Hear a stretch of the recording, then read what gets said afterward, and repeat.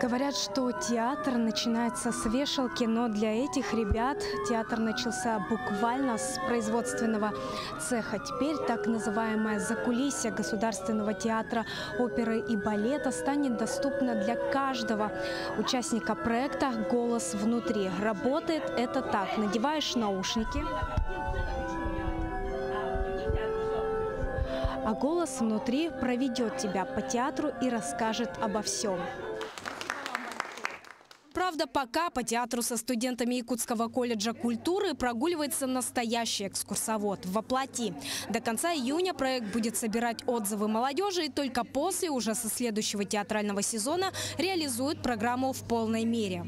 Смотрите, вот идут такие вот наушники, то есть полностью у вас идет изоляция от постороннего шума, и вы полностью погружаетесь в тот проект, в котором вы принимаете участие. Это очень на самом деле универсально, удобно и позволяет посторонним не мешать, скажем так, да, и также полностью погрузиться в ту атмосферу, в которой вы хотели бы присутствовать.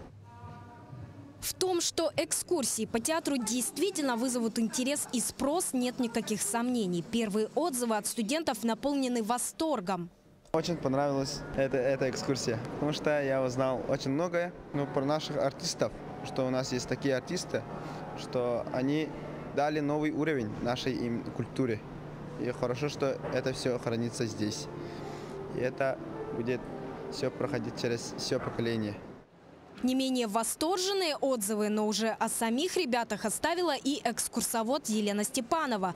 Театрал с уверенностью заявляет: мнение о молодежи, как о поколении мало заинтересованном в искусстве, пустые домыслы. Просто замечательные. И вот, может быть, кто-то говорит, что вот какая-то у нас не та смена растет, у нас замечательная смена.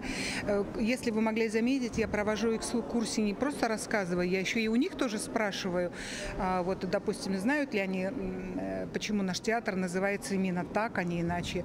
И они, в общем, как бы во многом в курсе.